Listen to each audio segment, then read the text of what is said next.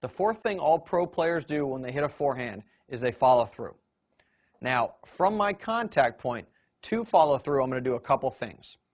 First, I'm going to extend out in the direction that I'm hitting the tennis ball. So once the ball leaves my strings, I'm still going to extend out in the direction that I've just hit. And then once I reach this point, I'm going to bring the racket across my body in a smooth and relaxed motion. Now, when I bring the racket across my body, I'm going to turn my forearm and wrist over as one piece like I have a watch on and I'm trying to check the time. And that allows me to slowly and smoothly decelerate the tennis racket. Now, if we go back to my contact point, what you'll also notice as I bring the racket around is that I continue to rotate my upper body a little bit.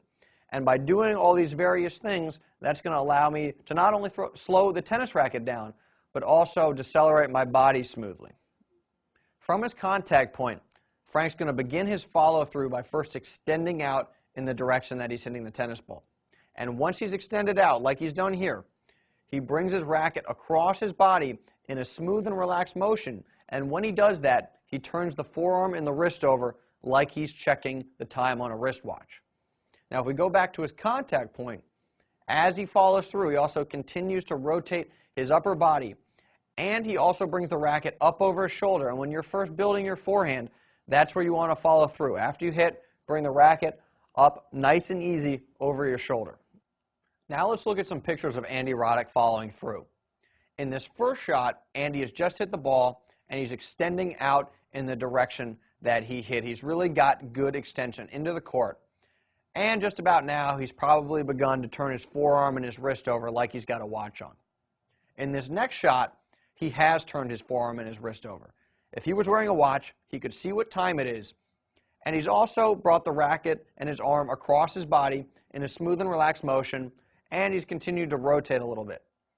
Now, in this shot here, he has completed his follow-through by bringing the racket up over his shoulder. Again, that's what we emphasize and advocate, bringing the racket over your shoulder to complete your follow-through when you're first building your forehand. Now, Andy doesn't always follow through like this.